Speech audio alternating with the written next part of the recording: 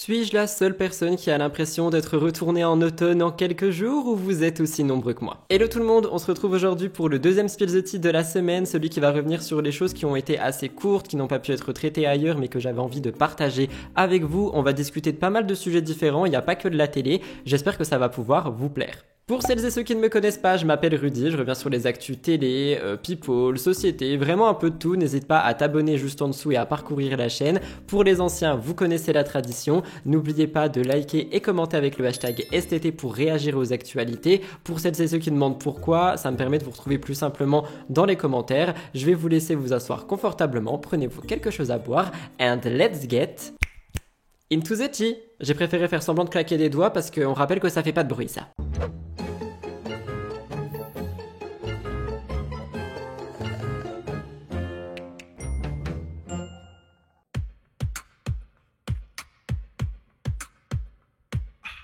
Nous en avons parlé à plusieurs reprises lors de mes émissions, mais c'est vrai que ces derniers mois n'ont pas du tout été faciles pour Julia Paredes.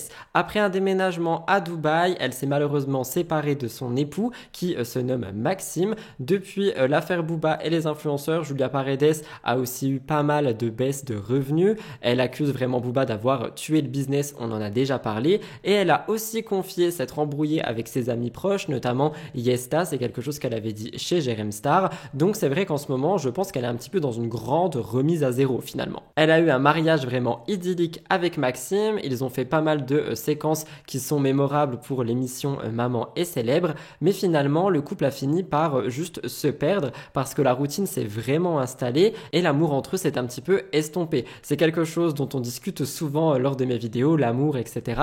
Et il est vrai que parfois, quand une routine s'installe et que tu laisses vraiment cette routine continuer à contrôler ton quotidien et ton quotidien, il est possible que pas l'amour s'arrête d'un coup, mais que ça s'estompe, que ça soit moins fort. Et c'est dans ces moments-là où généralement les gens utilisent soit des objets, soit ils vont faire des activités ensemble. Enfin bref, ils essayent de faire renaître une complicité et une flamme. Parfois ça prend, parfois ça ne prend pas. Et quand ça ne prend pas, le mieux c'est quand même d'essayer d'arranger la situation, mais s'il n'y a rien à faire, il faut partir. Donc ils ont annoncé leur rupture et leur séparation. Ça a été vraiment un choc pour leur communauté respectives et apparemment il y a eu d'autres origines par rapport à leur dispute, notamment le fait que Julia en avait que après les enfants et ne s'approchait plus trop en fait de son mari, donc de Maxime, et qu'elle le laissait un petit peu de côté, elle le délaissait finalement. Et c'est quelque chose qu'on a déjà vu ensemble, je crois, car en effet, une fois que t'as des enfants, il est possible que toute ton attention, ça n'arrive pas qu'aux mamans, ça arrive aussi au papa, soit que vers l'enfant ou les enfants, et que par conséquent, ton couple passe un petit peu au second plan, voire au troisième, parce qu'il y a aussi ton plan personnel à faire passer. Et malheureusement, pour ces familles-là et ces couples-là, l'équilibre n'est pas du tout bon et les ruptures arrivent comme ici, j'ai envie de dire. Mais malgré tout, ils continuent de vivre à Dubaï tous les deux, notamment parce que leurs enfants ont leurs habitudes là-bas et aussi pour la sécurité, comme ils le disent si bien. C'est ce que Julia avait dit, elle avait dit qu'elle avait quitté la France parce que elle se sentait plus en sécurité à Dubaï et elle a aussi parlé des impôts et elle a également tenu un discours par rapport au système de soins français qui n'a pas du tout plu. Je vous avais expliqué, elle avait dit en gros que c'est grâce aux influenceuses qui vont accoucher en France qu'on a des soins parce qu'elles contribuent à tout ça. Ça avait été démontré que c'était faux, mais c'était vraiment quelque chose qu'avait remué Internet, on en avait discuté. Quoi qu'il en soit, Julia Paredes fait parler d'elle et elle continue de partager pas mal d'informations sur les réseaux sociaux. Et ce vendredi 21 juillet, il y a eu pas mal de rumeurs parce qu'en fait, elle était avec Maxime et leurs enfants pour un parc d'attractions, le Warner Bros Studio à Abu Dhabi. Et il est vrai que beaucoup de gens se sont dit, mais attends, ils étaient super en froid, c'était assez électrique entre eux, et là, ils traînent ensemble, ça a l'air d'aller plutôt pas mal, donc peut-être qu'ils ont discuté, peut-être que ça s'est apaisé, et les plus gros fans du couple espèrent qu'ils se remettent ensemble. De mon côté, je pense qu'ils doivent simplement faire la part des choses pour les enfants, pour les sorties de ce type, pour les activités, mais je sais pas si ça s'est vraiment arrangé entre eux, je sais pas s'ils pourront repartir ensemble un jour, ça serait le plus beau des mondes, s'ils arrivent à arranger leurs soucis et à repartir ensemble, mais je pense simplement que les tensions se sont apaisées, ils vivent plus ensemble, donc juste ça s'est apaisé et ils font du mieux qu'ils peuvent pour leurs enfants. Mais c'est vrai que la question est là, est-ce qu'un possible retour de flamme pourrait arriver entre Maxime et Julia Paredes? Je vous laisserai me dire ce que vous en pensez. Vous le savez, nous parlons beaucoup critiques sur le physique qui peuvent être faites sur les candidates notamment et les personnalités, mais il y a aussi des hommes qui se font critiquer. Dans les dernières semaines, je vous parlais de Carla et ses accusations de retouche photo, ses accusations de chirurgie, etc. On a aussi eu Jessica Thivenin lors de ses vacances. Et bien aujourd'hui, c'est un candidat qui fait parler de ce sujet et c'est Julien Guirado. Oui, vous l'avez très bien compris, les critiques sur les hommes sont aussi là sur les réseaux sociaux. Il n'y a pas que les femmes. Pour vous faire un petit peu un topo sur Julien, il avait été accusé de violence conjugale, donc toutes les téléréalités lui avaient fermé la porte au nez, il avait avoué que c'était vrai, il avait dit qu'il voulait changer, il a écrit une autobiographie sur lui, enfin il y a eu pas mal de choses. Aujourd'hui ça a l'air d'être quelqu'un de différent, j'ai envie de dire, et il a admis toutes ses erreurs et il a voulu se pardonner. Aujourd'hui, il est sur les réseaux, mais il a changé complètement de carrière. Il a plus de télé-réalité, mais il est quand même scruté par les internautes. De toute façon, je pense qu'à partir du moment où ton nom est connu sur Internet, même si tu t'arrêtes totalement, il y aura toujours un jour où quelqu'un ira scruter les choses sur toi. Et c'est vrai que dernièrement, aux news de Julien sur la grande dernière année, on va dire, on a eu impressionnante perte de poids, un retour pour la MIF à la télévision et il a été critiqué. Julien Guirado, lui, il s'en fiche, les critiques c'est pas son fort, il vit sa vie, il continue de faire ce qu'il a envie de faire et il a d'ailleurs dévoilé dernièrement une histoire d'amour avec une belle blonde qui avait été comparée à Martika, on n'avait pas trop compris pour celles et ceux qui avaient regardé. Il a également suivi un programme de sport-études à l'Olympique de Marseille pendant 10 ans, donc il a pas mal de choses à son actif. Et d'ailleurs, en juin dernier, il a partagé sur Instagram les photos de son premier match avec la CF Athletic America, une équipe de première division d'Andorre. J'espère que ça se dit pas Andorré parce que sinon je vais encore me faire critiquer sur mes prononciations. Je suis nul en géographie, c'est comme ça, on peut pas être bon partout. Donc déjà, félicitations Julien Guirado pour ce revirement en fait de carrière, j'ai envie de dire, le fait aussi qu'il ait su se reconstruire, qu'il ait su admettre ses erreurs et repartir de plus belle finalement. Je trouve que ce sont des messages qui peuvent être assez inspirants pour celles et ceux qui commettent des erreurs, pour des personnes qui savent pas trop où aller, etc. On peut vraiment toujours changer d'objectif, de carrière, il suffit simplement d'y croire et de se donner les moyens. Et j'ai envie de dire que pour le coup, Julien Guirado en est la preuve. Mais dernièrement, il fait parler parce qu'il a partagé sur Instagram une photo de lui où il est torse nu avec une bière et les réactions ont été là et assez ancrées parce qu'il y a eu des commentaires assez durs qui ont été formulés. Il y en a qui l'appellent le squelette ambulant ou qui lui disent carrément de plus manger que de boire parce que boire ça lui va pas étant donné qu'il n'a que la peau sur les os. Les commentaires négatifs sur le physique, ça peut littéralement blesser, détruire, voire créer des complexes.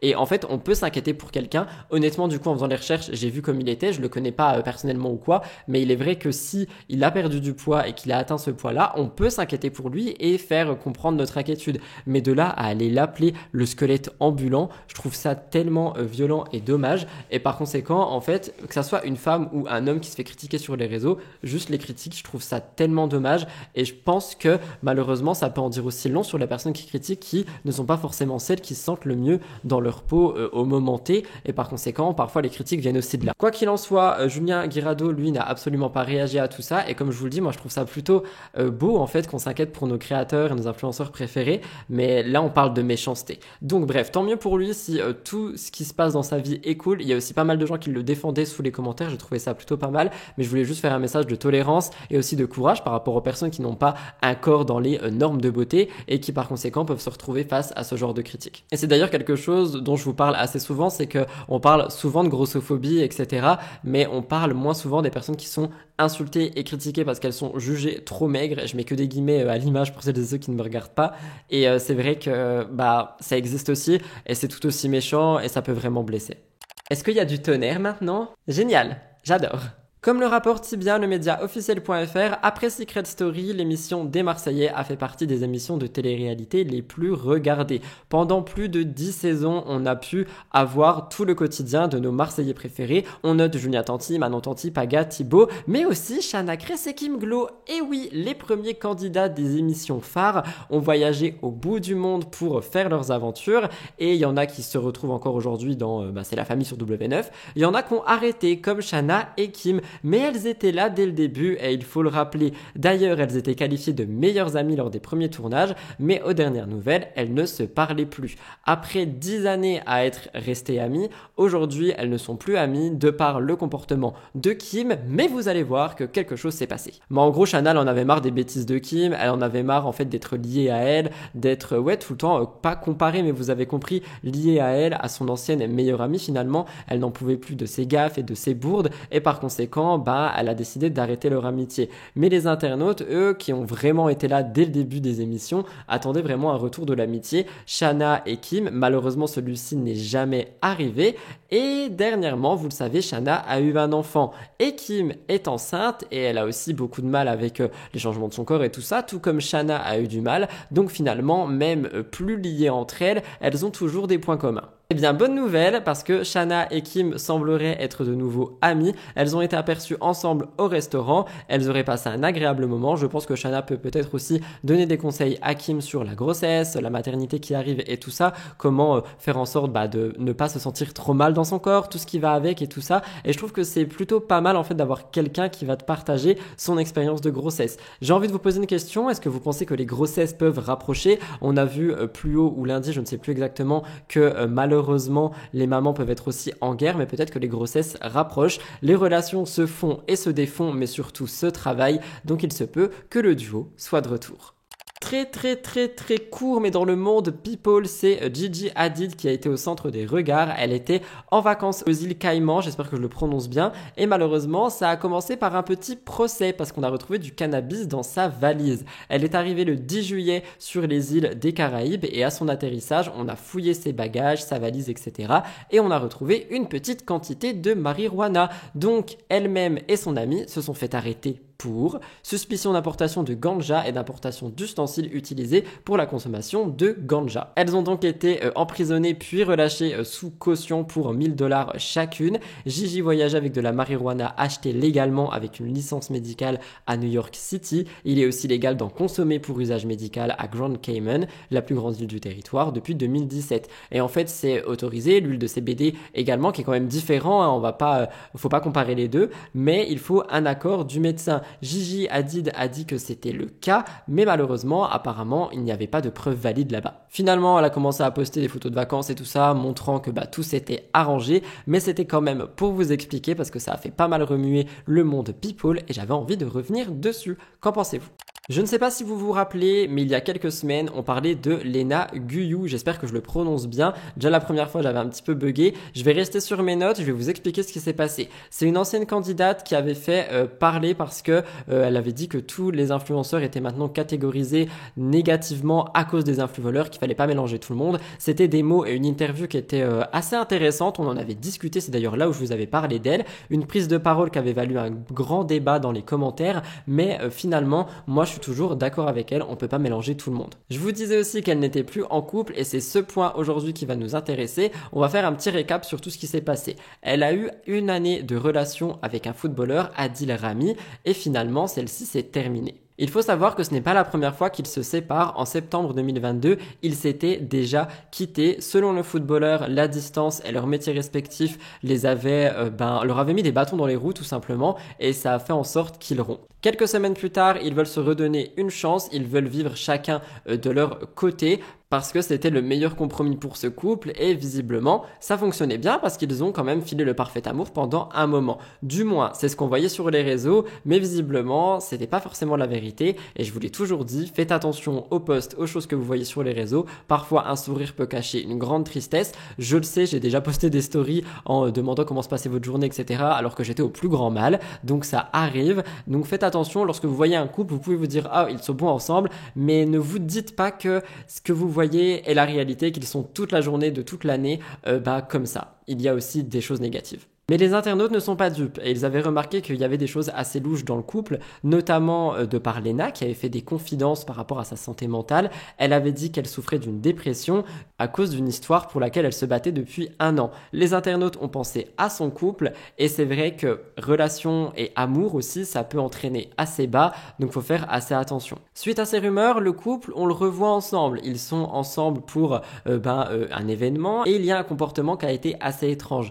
Adil et Lena étaient ensemble, mais Adil avait comme l'impression, enfin, il donnait l'impression de fuir Lena finalement. Il donnait l'impression qu'il ne voulait pas trop s'approcher d'elle. Et finalement, d'autres nouvelles sont arrivées le 19 juillet. Adil a fait une grande annonce sur ses réseaux sociaux, il dit qu'il est célibataire, une séparation dont se doutaient les internautes de par les petites choses que je viens de vous raconter. Lena, elle a rien dit au début, mais elle dit quand même avoir vécu un enfer avec Adil. Elle veut pas donner tous les détails, mais elle le tacle sur les réseaux, et pour réagir, je vous dirais que déjà, elle est pas obligée de tout dire si elle a pas envie de le faire, mais surtout, je trouve ça dommage d'aller tacler sur TikTok si on veut pas en parler. Enfin, je trouve ça dommage de médiatiser ça sans le faire. Je sais pas si vous comprenez ce que je veux dire. Quoi qu'il en soit, elle met un TikTok, elle écrit c'est bon, j'ai plus l'âge de m'amuser aujourd'hui, je veux du sérieux. Et derrière, on entend une femme qui dit ils mentent, ils savent qu'ils mentent, nous savons qu'ils mentent, ils savent que nous savons qu'ils mentent, et pourtant ils continuent à mentir. Visiblement, Lena a de la rancœur envers son ex-compagnon pour le moment, mais elle a tellement reçu de messages de personnes qui n'étaient pas forcément contentes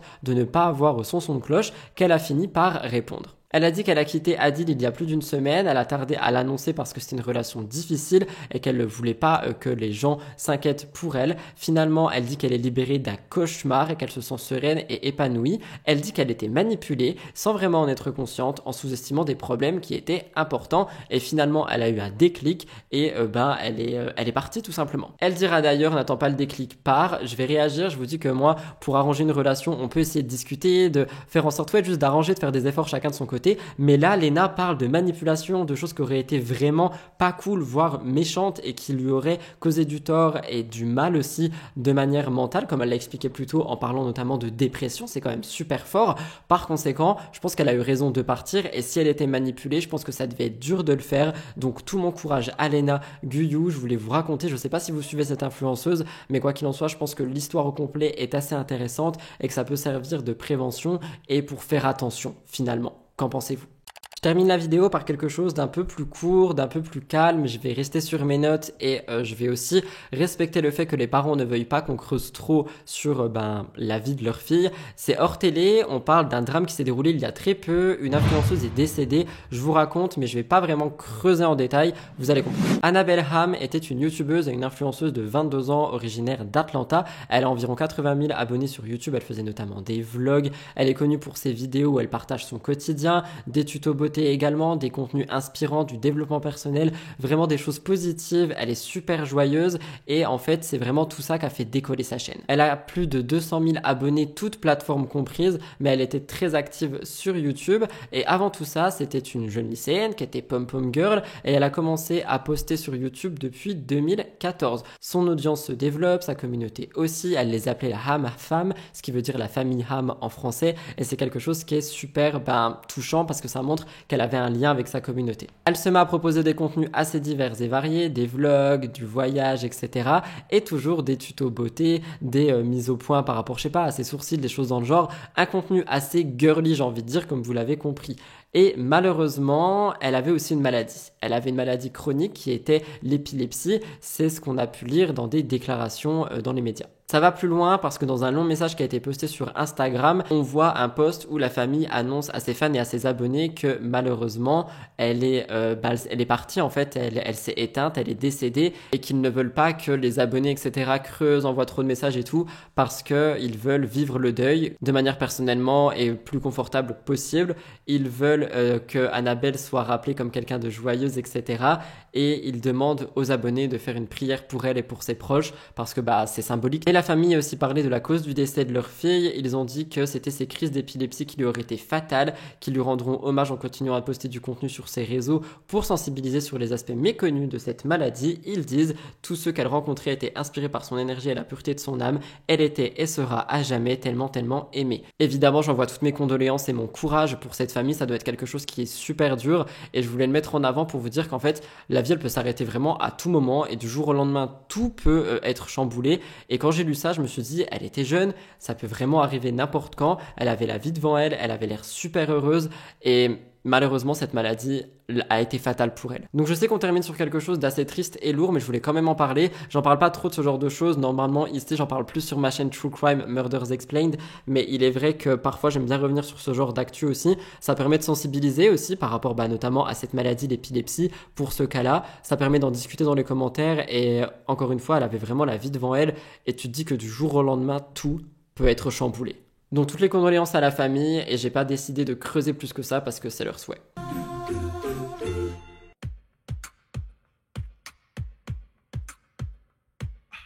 Voilà tout le monde pour votre émission du mercredi, celle qui dure environ 20 minutes, qui est un peu plus courte. J'espère qu'elle a pu vous intéresser et vous plaire. Si c'est le cas, n'oubliez vraiment pas de liker et commenter juste en dessous pour faire développer le contenu. On est à 4000 abonnés des 50 000, je reviens pas qu'on soit si proche et je sais qu'on peut aller encore plus loin, mais pour ça j'ai besoin de vous, je peux pas tout faire tout seul. Il y a des gens qui diront que je quémande des likes, moi je dis tout simplement que j'essaie de faire développer ma chaîne. J'espère que la vidéo vous a plu, je vous aime d'amour, je vous retrouve peut-être vendredi si jamais j'ai un sujet à vous exposer, sinon c'est dimanche pour l'émission de la semaine. Allez, petit spoil, le thème c'est psychédélique. Je vous laisse faire vos pronostics tenue, look, ongles dans les commentaires. On se retrouve vendredi ou dimanche. Merci de m'avoir écouté jusqu'ici. Merci pour votre fidélité. Je vous aime d'amour et je vous retrouve très bientôt.